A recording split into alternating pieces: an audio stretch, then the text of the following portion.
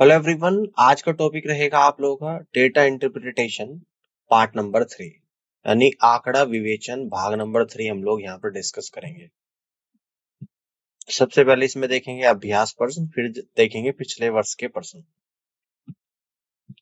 तो आज का फर्स्ट क्वेश्चन समझते हैं। यहाँ पे निम्नलिखित बार आरेख 5 अलग अलग संगठनों में पुरुषों और महिलाओं की कुल संख्या दर्शाता है। प्रश्न का उत्तर देने के लिए इसका ध्यानपूर्वक अध्ययन करें। क्वेश्चन नंबर 1 है यहाँ पे, संगठन ए और बी में कुल पुरुषों की संख्या संगठन सी डी ई में कुल पुरुषों की संख्या का कितना प्रतिशत है। देखो, वर्टिकली ऑर्गेनाइजेशन आप लोगों को यहाँ पे दे रखा। ऑर्गेनाइजेशन यानी कि संगठन है, यहाँ पे ए है, बी है, सी है, डी है, ई है। और हॉरिजॉन्टली यहाँ पे नंबर ऑफ पीपल दे रखे हैं आप लोगों को। जो सीधी लाइन है वो मेल को रिप्रेजेंट करती है, जो टेढ़ी लाइन है वो फीमेल को रिप्रेजेंट करती है। तो यहाँ पे इस क्वेश्चन के सॉल्यूशन को समझते हैं। संगठन ए और बी में काम करने वाले पुरुषों की कुल संख्या। संगठन ए है और संगठन बी है। तो ए में पुरुष कितने हैं? 3500 और बी में कितने हैं? 4500। तो 3500 प्लस 4500 यानी कि 8000 हो गए टोटल। संगठन सी डी और ई में काम करने वाले पुरुषों की कुल संख्या। देखो, सी डी और ई, तो सी में काम करने वाले कितने? 4750। डी में कितने? 2250। ई में कितने हैं? 3250। 4750, 2250, 3250, सभी को जोड़ेंगे 10,250 आएगा। आवश्यक प्रतिशत 8000 बटे 10,250 गुणा 100। तो ये परसेंटेज आपकी यहाँ पे निकल कर आएगी 78.04%। यानी कि फर्स्ट ऑप्शन सवाल का करेक्ट आंसर यहाँ पर बनेगा। इस तरीके से आप यहाँ पे क्वेश्चन को सॉल्व कर सकते हैं। ठीक है ना? तो इस तरीके से आप क्वेश्चन को यहाँ पे कर लोगे। ये बात समझ में आ गई आपको? अब आगे बढ़ते हैं। ठीक है,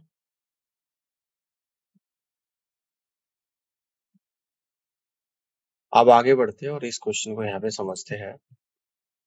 क्वेश्चन नंबर 20 है, निम्नलिखित पाई चार्ट एक कंपनी में विभिन्न स्केल पर काम करने वाले 1500 कर्मचारियों का विवरण दिखाता है और साथ ही स्केल में 800 पुरुष कर्मचारियों का विवरण भी दिखाता है।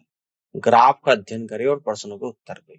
स्केल में 1500 कर्मचारियों का विवरण, स्केल में 800 पुरुष कर्मचारियों का विवरण है। क्वेश्चन नंबर 1 समझते हैं। वे पैमाने जिनमें कार्यरत महिलाओं की संख्या समान है वे है। देखो, पाई चार्ट यहाँ पे इस पे मिसिंग है, इस वाली स्लाइड्स पे तो पाई चार्ट यहाँ पर है। इस पाई चार्ट की यहाँ बात हो रही थी, है ना? कह रहा है कि वे पैमाने जिसमें कार्यरत महिलाओं की संख्या समान है वे आप लोगों को बताना है। इसके देखो, ये पहले वाला जो पाई चार्ट है यहाँ पर टोटल एम्प्लॉय है, टोटल एम्प्लॉय दे रखे हैं यहाँ पे 1500, है ना? क्वेश्चन में गिवन है टोटल 1500 जिसमें पुरुष 800 है। नीचे वाला मेल है और मेल कितने आप लोग यहाँ पर 800 है ना? स्केल 1 में महिलाओं की संख्या, है ना? बात समझना है ध्यान से। स्केल फर्स्ट यहाँ पर है, टोटल क्या है? 1500 का 22% में से माइनस कर दूं 800 का 24%। तो 1500 का 22% 330, 800 का 24% 192, है ना? टोटल में से पुरुष कर्मचारियों को माइनस करूंगा तो फीमेल निकल कर आ जाएंगे 138। स्केल 2 में महिलाओं की संख्या देखिएगा, टोटल 1500 का 15% 225 में से माइनस कर दूंगा पुरुष कर्मचारी 800 का 18% यानी 144। 225 में से 144 जाएगा तो 81 निकल कर आप लोगों का यहाँ पर आएगा। ठीक है ना? स्केल 3 में महिलाओं की संख्या, है ना? स्केल 3 में टोटल आपके, मैंने आपको बताया कि 1500 है जिसमें मेल कर्मचारी आप लोगों के 800 है ना? तो 1500 का 19%, तो 1500 का 19% कितना होता है आप लोगों का? तीसरा। ठीक है, ध्यान से देखिएगा, 285 है जिसमें से माइनस कर दूंगा 800 का 16% 128। 285 में से 128 जाएगा 157 आएगा।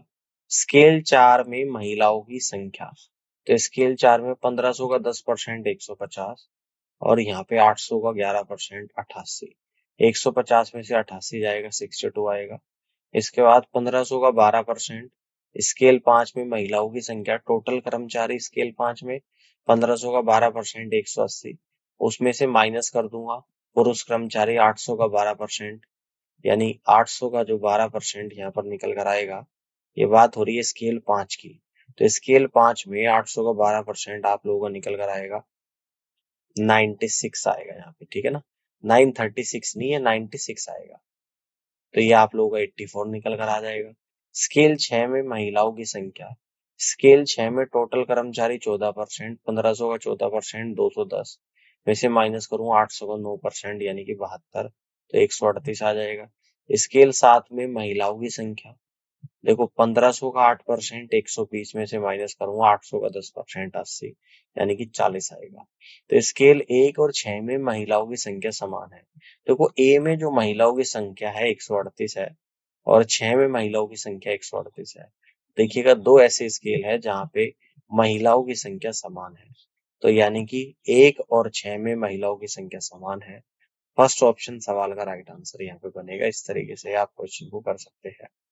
अब आगे बढ़ते हैं, अगले क्वेश्चन को यहाँ पे समझिएगा।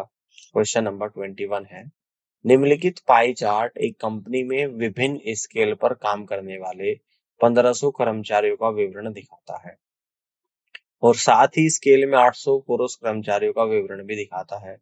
ग्राफ का अध्ययन करें और प्रश्नों को उत्तर दें। स्केल में 1500 कर्मचारियों का विवरण, स्केल में 800 पुरुष कर्मचारियों का विवरण, ठीक है ना।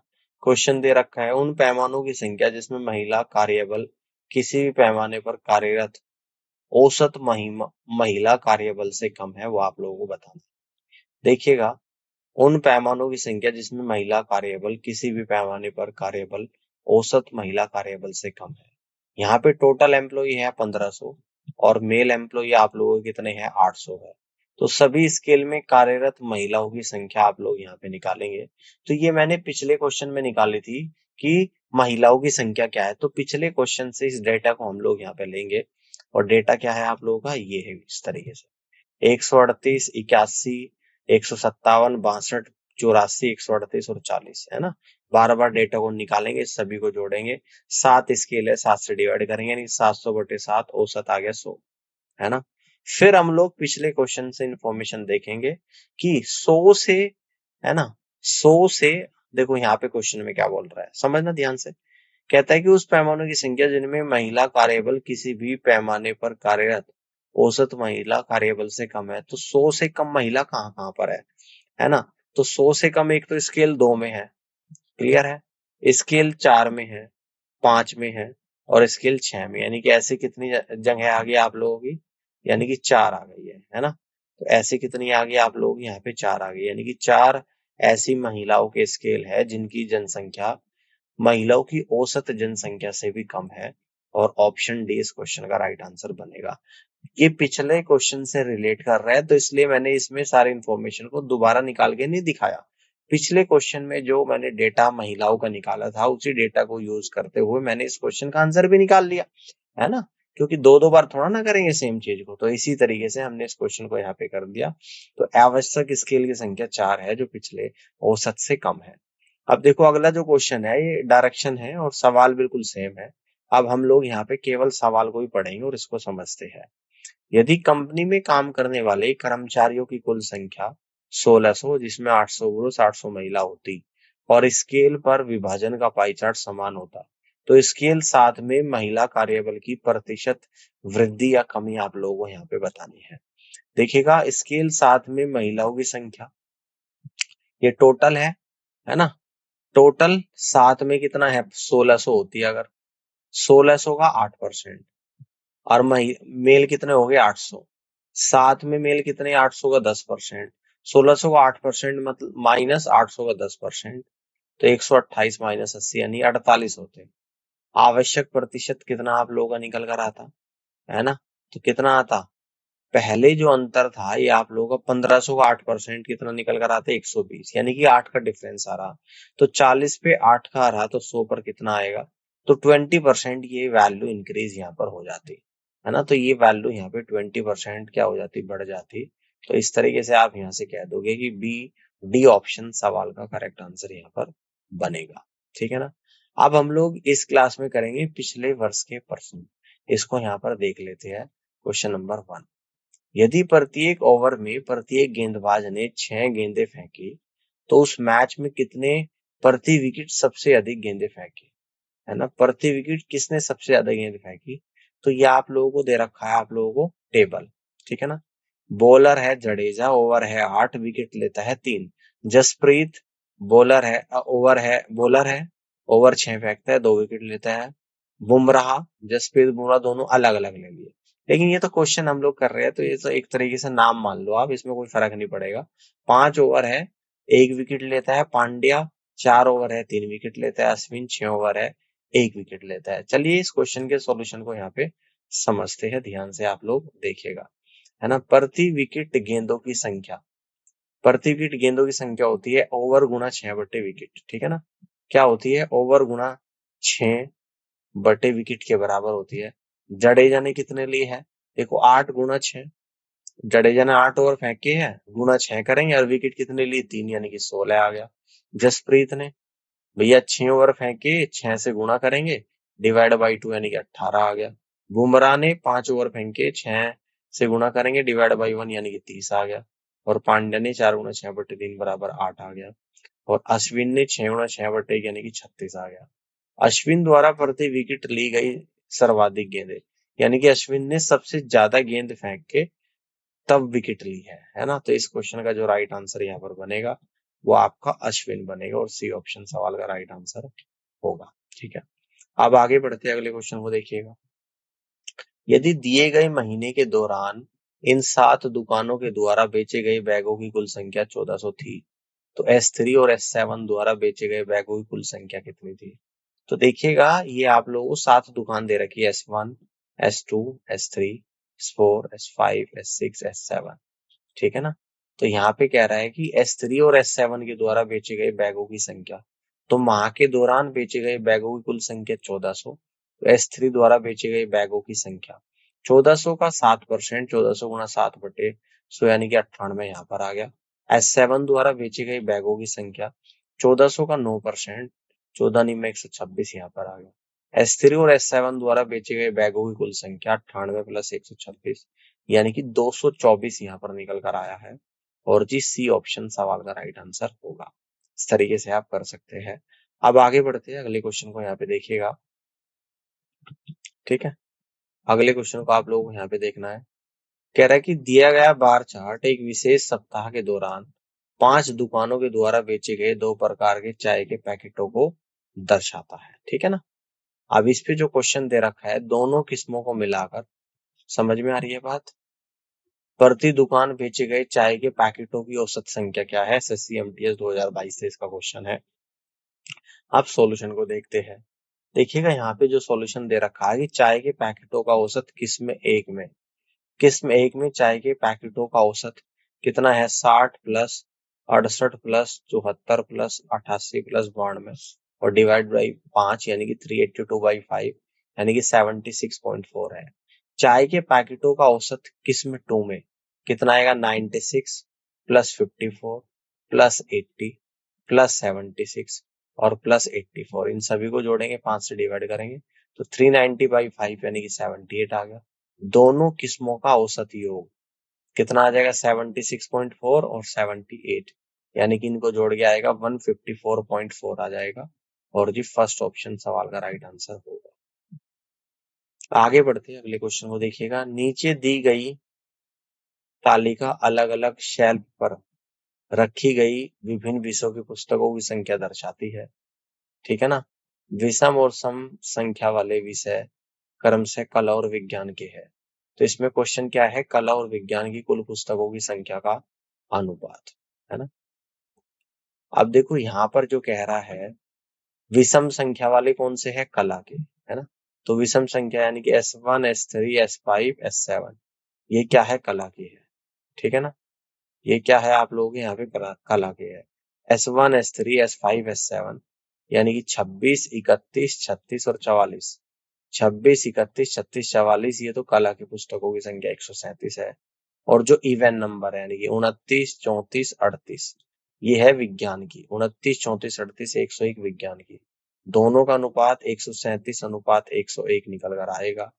और यहाँ पर जो दे रखा ऑप्शन नंबर सी में दे रखा, तो सी ऑप्शन सवाल का राइट आंसर होगा। अब आगे की तरफ बढ़ते हैं, अगले क्वेश्चन को देखिएगा। S3 की पुस्तकों की संख्या विज्ञान पुस्तकों की औसत संख्या का कितना प्रतिशत है? एक दशमलव स्थान तक सही है, आप लोगों को बताना है। क्वेश्चन के सॉल्यूशन को देखते हैं। S3 की पुस्तकों की संख्या विज्ञान पुस्तकों की औसत संख्या का कितना प्रतिशत है? S3 की पुस्तकों की संख्या 31 है। विज्ञान की कुल पुस्तकें कितनी है? इवन नंबर 29, 34 और 38, 101 है। औसत 101/3 आएगा। तो आवश्यक प्रतिशत 101/3 का 31, 31/101 divide by 3 into 100, that means 92.07, 92.07 आप लोगों का आएगा। 92.07 का मतलब आप यहाँ पे टिक कर दोगे option number first. First is the correct answer of this question. आगे बढ़ते हैं, अगले क्वेश्चन को यहाँ पे समझते हैं। कह रहा है कि S1 की पुस्तकों की संख्या और प्रत्येक विषय की पुस्तकों की औसत संख्या का अनुपात क्या है? ठीक है ना। तो S1 की पुस्तकों की संख्या 26 है और पुस्तकों की कुल संख्या, तो पुस्तकों की कुल संख्या इन सभी को जोड़ देंगे हम लोग। तो लास्ट हमने जब कला और विज्ञान की पुस्तक निकाली थी 137 और 101 आई थी। 137 प्लस 101 यानी कि 238 आएगी। औसत कितना आ जाएगा? 238/7 यानी कि 34 आएगा। तो आवश्यक अनुपात 26 और अनुपात 34 यानी कि 13:17 इस क्वेश्चन का करेक्ट आंसर यहाँ पर होगा। फर्स्ट ऑप्शन सवाल का राइट आंसर आएगा। आगे बढ़ते अगले क्वेश्चन को देखिएगा। नीचे दिया गया बार ग्राफ एक कंपनी के द्वारा सप्ताह के विभिन्न दिनों में निर्मित जूतों की संख्या को दर्शाता है। ठीक है ना। ये डेज है, ये नंबर ऑफ शूज है, ये बार ग्राफ आपको दे रखा है। क्वेश्चन यहाँ पे पूछ रहे हैं कि D1 पर निर्मित जूतों की संख्या D7 पर निर्मित जूतों की संख्या का कितना % है? आप देखिएगा D1 पर निर्मित जूतों की संख्या कितनी है? 720। अतः D7 पर निर्मित जूतों की संख्या कितनी है? तो D7 पर आप लोगों की ये संख्या दे रखी 1200। तो D1 पर निर्मित जूतों की संख्या D7 पर निर्मित जूतों की संख्या का कितना प्रतिशत है? तो D1 डिवाइडेड बाई D7, ठीक है ना, ये D7 आएगा इंटू 100 यानी कि 720/1200 गुणा 100 यानी कि 60% इस क्वेश्चन का राइट आंसर आएगा। D7 आएगा। तो 60% इस सवाल का राइट आंसर आएगा। B is the right answer of this question. इस तरीके से सवाल को कर सकते हैं। अब आगे बढ़ते हैं और अगले क्वेश्चन को देखिएगा। D5 पर निर्मित जूतों की संख्या प्रतिदिन निर्मित जूतों की औसत संख्या की से कितनी अधिक है? तो इस क्वेश्चन के सॉल्यूशन को यहाँ पे समझते हैं कि D5 पर निर्मित जूतों की संख्या प्रतिदिन निर्मित जूतों की औसत संख्या से कितना अधिक है। तो D5 पर निर्मित जूतों की संख्या ये है आप लोगों की 966 और प्रतिदिन निर्मित जूतों की औसत संख्या, तो इन सभी को जोड़ देंगे। 720 plus 628 plus 740 plus 942 plus 966 plus 1034 plus 1200, 7 है, 7 से डिवाइड करेंगे 6230/7 यानी कि 890 आएगा। तो 966 में से 890 को माइनस करेंगे तो 76 इस क्वेश्चन का करेक्ट आंसर यहाँ पर बनेगा, जो कि सी ऑप्शन में दे रखा और आप यहाँ से कहेंगे कि सी ऑप्शन सवाल का राइट आंसर आएगा। ठीक है ना। आगे बढ़ते हैं, अगले क्वेश्चन को यहाँ पे समझते हैं। देखिएगा कि कंपनी के द्वारा सभी 7 दिन मिलाकर निर्मित जूतों की कुल संख्या कितनी है ना। तो अभी हमने निकाला था, दोबारा से निकाल लेते हैं कि कंपनी के द्वारा सभी 7 दिन में निर्मित जूतों की कुल संख्या D1 में कितनी है? 720। D1 plus D2 plus D3 plus D4 ये 2 बार आ गया, प्लस D5 D6 D7 सभी को ऐड करूंगा। 720, 628, 740, 942, 966, 1034 और 1200 सभी को ऐड करा, ये निकल कर आया आप लोगों का 6230। तो 6230 इस क्वेश्चन का राइट आंसर होगा। तो आप यहाँ से कह देंगे कि डी ऑप्शन सवाल का राइट आंसर बनेगा। ठीक है ना। अब आगे की तरफ बढ़ते हैं, अगले क्वेश्चन को देखिएगा। निम्नलिखित बार आरेख ग्राफ चालू वर्ष में अप्रैल से अगस्त तक एक डिपार्टमेंटल स्टोर में पुस्तकों की वस्तुओं की बिक्री लाखों में है उनको दर्शाता है। ग्राफ का अध्ययन करें और यहाँ दिए गए डेटा का उपयोग करके निम्नलिखित प्रश्न का उत्तर दें। अब देखो सवाल दे रखा कि जुलाई में बिक्री मई में बिक्री से कितना गुना है। ठीक है, देखते हैं। तो मई में कुल बिक्री कितनी है? मई यहाँ पर है, कुल बिक्री कितनी? 400 और 200 के बीच में यानी कि 300 है। जुलाई में कुल बिक्री कितनी है? 800 900 के बीच में यानी कि 900 है। तो जुलाई में बिक्री मई की बिक्री से 3 गुना है। तो मई से 3 गुना, 300 का 3 गुना 900, जुलाई में बिक्री मई की बिक्री से 3 गुना है और यही इस क्वेश्चन का आंसर होगा। तो आपसे पूछ रहा है कि कितना गुना है, यानी कि 3 गुना है, और बी ऑप्शन सवाल का राइट आंसर बनेगा। अब आगे बढ़ते हैं, अगले क्वेश्चन को देखिएगा। औसत बिक्री लाखों में क्या है, आप लोगों को बताना है। अब देखिएगा औसत बिक्री निकालेंगे, आवश्यक औसत मासिक बिक्री। तो यहाँ पे देखिएगा अप्रैल में 500 है, मई में 300 है, जून में 800 है, जुलाई में 900 है और अगस्त में 1100 है। तो इन सभी को जोड़ेंगे 500 प्लस 300 प्लस 800 प्लस 900 प्लस 1100 बटे 5, तो आपका आ जाएगा 16 9 25 11 3600 बटे 5 यानी कि 720। तो औसत बिक्री आप लोगों की यहाँ पे 720 है और डी ऑप्शन सवाल का राइट आंसर बनेगा। अब आगे की तरफ बढ़ते हैं और अगले सवाल को यहाँ पे समझते हैं। इसको देखिएगा, निर्देश नंबर 12 कह रहा है कि चार्ट का अवलोकन करें और उसके आधार पर प्रश्न का उत्तर दें। तो ये आप लोगों को एक पाई चार्ट दे रखा है। अब पाई चार्ट में जो व्हाइट वाला है वो है यासीन, यानी कि 60 तो यासीन है। शिवाराम शिवारामन, तो शिवारामन है आपका 120, परमजीत है आप लोगों का 80 और ये विश्वनाथ है आप लोगों का 100। ये क्या है, ये आपका डिग्री में दे रखा है। कैसे, इन सभी को अगर आप लोग ऐड करोगे तो 360 डिग्री आएगा। 100 120 220 60 280 और 80 360, यानी ये कंप्लीट 360 डिग्री आ रहा है। ठीक है ना। तो आप यहां से कह सकते हैं कि 360 डिग्री, ये सारी इंफॉर्मेशन डिग्री में दे रखी है। अब इस पर पूछता है आपसे क्वेश्चन, है ना। अब इस पर आपसे क्वेश्चन पूछता है, यदि कुल मतों की संख्या 720 थी तो किसी भी उम्मीदवार के द्वारा प्राप्त न्यूनतम मतों की संख्या क्या थी। सभी मान डिग्री में दिए गए हैं, ठीक है ना, सब कुछ डिग्री में दिया गया है ना। तो अब इसके हम लोग सॉल्यूशन को समझते हैं। अब देखो यहाँ पर कुल मतों की संख्या 720 और कुल डिग्री होता है 360 डिग्री बराबर 720 आ गया। तो किसी भी उम्मीदवार के द्वारा प्राप्त न्यूनतम मतों की संख्या किसकी होगी प्राप्त, जिसकी 60 डिग्री है, और 60 डिग्री किसकी है, यासीन की है। तो जब 360 डिग्री बराबर 720 है तो 60 डिग्री बराबर कितना आएगा, 720 बटे 360 गुणा 60, तो ये आप लोगों को 120 आ जाएगा। तो सबसे कम वोट यानी कि यासीन के आएंगे और कितने आ जाएंगे, 120 वोट आएंगे और ऑप्शन सी सवाल का राइट आंसर होगा। और इस तरीके से आप यहाँ पे इस क्वेश्चन को सॉल्व कर सकते हैं। बात समझ में आ गई ना, सिंपल है, इजी है। डेटा को देख के आप इजीली क्वेश्चन के आंसर को निकाल सकते हैं। अब देखिएगा अगला जो यहाँ पे क्वेश्चन आया, इसको देख लेते हैं। यदि कुल वोटों की संख्या 720 थी तो विजेता कौन था, सभी मान डिग्री में दिए गए हैं। चलिए तो इस क्वेश्चन के सॉल्यूशन को हम लोग समझते हैं। तो विजेता कौन होगा, जिसके सबसे ज्यादा वोट मिलेंगे। सबसे ज्यादा वोट किसको मिल रहे हैं यहाँ पे, शिवारामन को। कितने मिल रहे हैं, 120 डिग्री। जब 360 डिग्री 720 के बराबर है तो 1 डिग्री किसके बराबर होगी, 720 बटे 360 और 120 डिग्री तो गुणा 120। 360 से 720 दो बार, 2 गुणा 120 240। तो 240 वोट सीमारमन को यहाँ पर मिलेंगे और वही क्या होगा, विजेता होगा। तो सीमारमन सबसे ज्यादा वोट पा रहा है और वही विजेता होगा और ए ऑप्शन सवाल का करेक्ट आंसर यहाँ पर बनेगा। इस तरीके से आप यहाँ पे इस सवाल को भी सॉल्व कर सकते हैं। तो ये बात भी आपको समझ में आ गई होगी, यहाँ से आप आंसर को निकाल लोगे। आप देखिएगा आगे बढ़ रहे हैं। अगला क्वेश्चन, विजेता ने अपने निकटतम प्रतिद्वंदी को कितने मतों से हराया। कुल मतों की संख्या 720 थी, है ना। ये क्वेश्चन को निकालना है। अब विजेता कौन है, शिवारामन है। उसने अपने उसके नजदीक जो प्रतिद्वंदी है वो है जो 100 डिग्री है। 100 डिग्री वाला कौन है, विश्वनाथ है। कितने वोटों से हरा है ये आपको निकालना है। अब देखो 120 में से अगर 100 डिग्री को माइनस करेंगे, इसका मतलब 20 डिग्री से शिवारामन जीत गया, है ना। 20 डिग्री से जीत गया।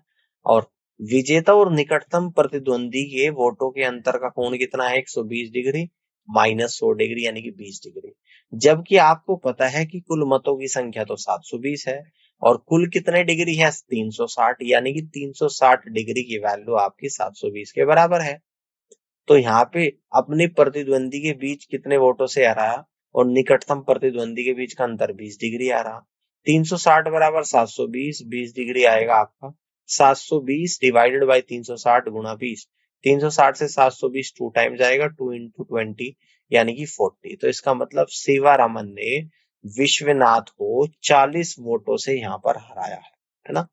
तो 40 वोट आएगा और इस क्वेश्चन का आंसर आएगा ऑप्शन नंबर 1।